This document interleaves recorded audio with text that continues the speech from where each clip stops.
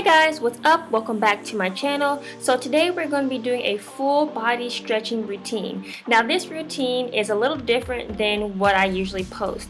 Usually when I'm stretching, I'm holding the stretches for about 30 or maybe 15 seconds. This one's going to be a little faster. It's pretty much like an at-home workout routine, but just not as fast. It's not a HIIT routine. I definitely want you all to take your time. You can hold the stretches. This stretching routine is awesome to perform at any moment of the day, especially after dinner, to help with digestion. So if you all have been stretching with me lately, you should be flexible enough to do these stretches. Without further ado, let's get into the video. With this wide leg stance, you definitely want to make sure your body is straight, great posture, and then you're going to come all the way down. You're going to hit midway and stop, and then you're going to come back up. Go to the middle, hold, and go all the way through your legs. And continue to repeat. You don't have to do this fast. You can do it fast if you want to, especially like I said, if this is an exercise that you're doing after dinner and you want to help with digestion, maybe you ate a little too much, this is an awesome exercise for you to do. If you're somebody that's looking for more of a stretch, then definitely hold each pose for at least 15 to 30 seconds.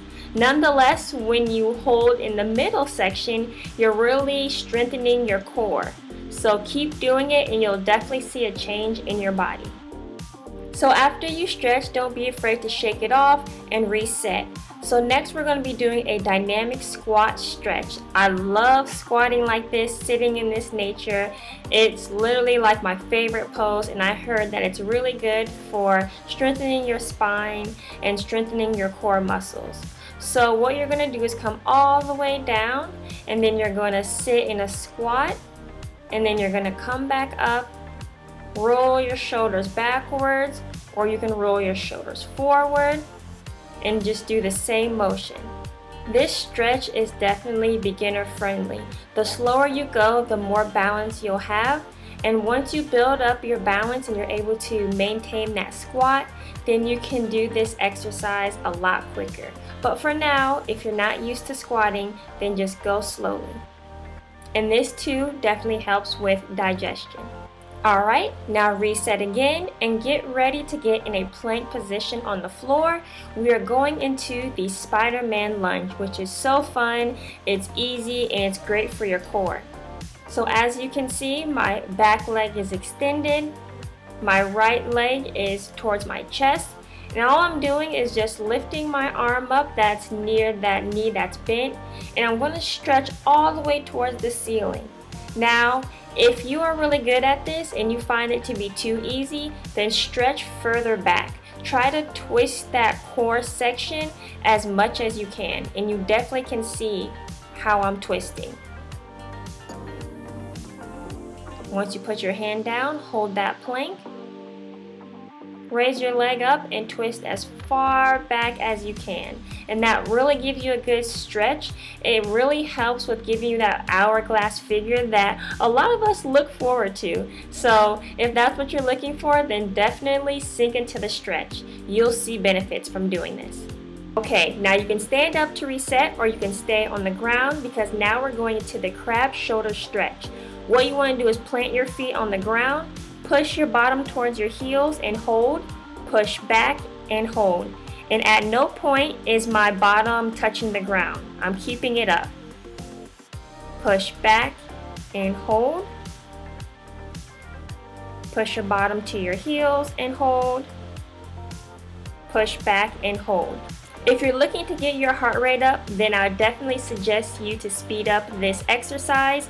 But if you're someone who's looking to build more definition in your legs and in your core, then do this pose, this exercise very slowly, and be sure to flex and hold your abs so that you can get more definition from this exercise.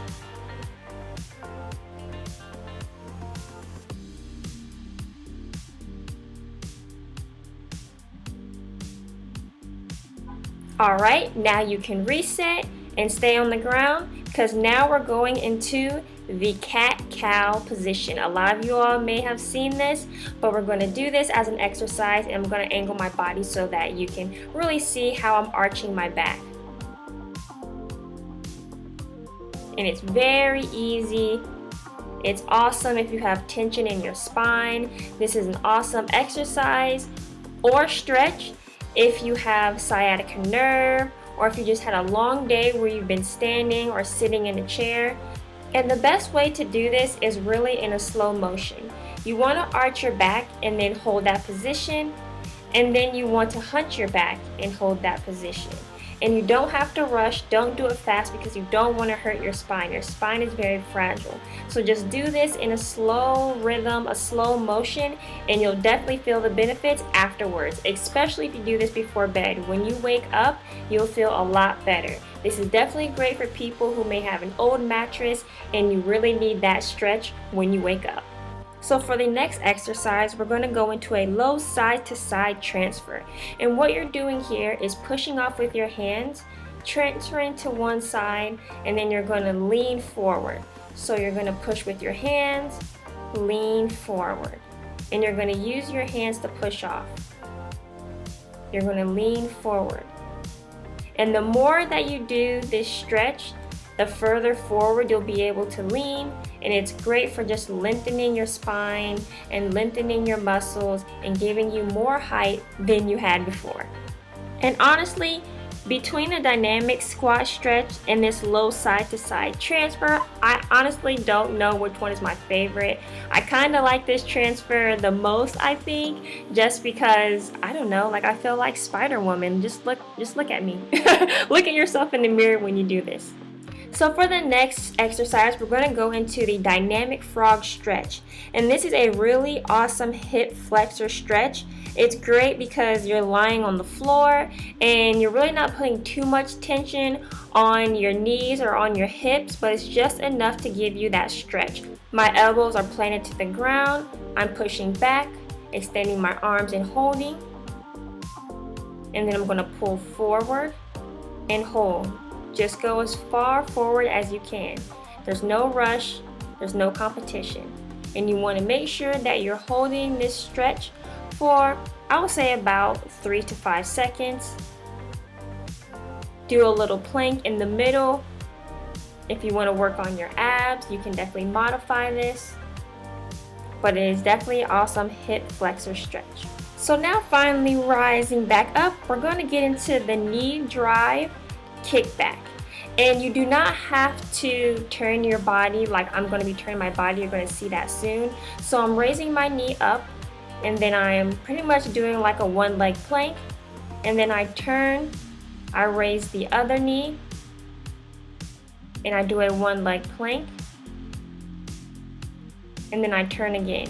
You definitely do not have to keep turning. You can just switch legs, but I feel like the turn gives it a little more of an exercise feel, and it definitely gets your heart rate up, and it's really good for strengthening your legs as well. Now, I'm not going to have the most lean or the most muscular legs just from turning like this, but turning on my toes does help with just strengthening your legs and strengthening your knees. So if you want to and you feel more advanced, then I would definitely suggest you to turn like I turn, but if not, there are no worries. And still standing, we're going to get into the next exercise, which is the standing shoulder blade stretch. And what you're going to do is grab your shoulder blades as best as possible, and then you're just going to lean from side to side. Now, you definitely don't want to do this exercise too fast and hurt yourself, and the slower you do it, the better your abs will look. Make sure that your hands are pushing as far down your back as possible, and lean to the side and hold. Rise back up. Be sure that you are breathing in and out when you're doing this, just to get the best stretch you can get.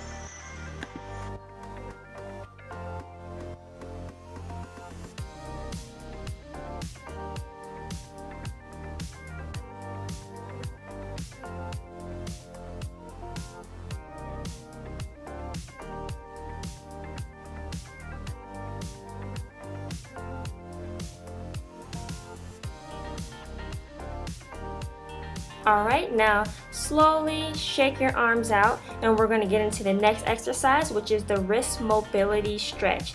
And you definitely want to take your time. You want to move slowly, but we're going to go in a circle and just hold the stretch. So as you can see, I'm going to one side and then to the front, to the other side, and then to the back. You are turning your hands backwards, so your fingers are facing you. And this stretch can definitely help with mobility in your wrist. Say like you're someone who plays an instrument, or if you write a lot, or if you type a lot, you use your fingers, but your wrist can definitely use this as an advantage as well. So go slowly and just go in circles, and then I'm honestly just reversing but doing the same exact motion. You'll be able to feel how much of the stretch your body can take, so don't overdo it. And that's it, everyone. Thank you all so much for exercising with me. If you held these exercises for longer, thank you so much for stretching with me. Like, subscribe, hit the thumbs up, comment down below, and I'll talk to you all next time.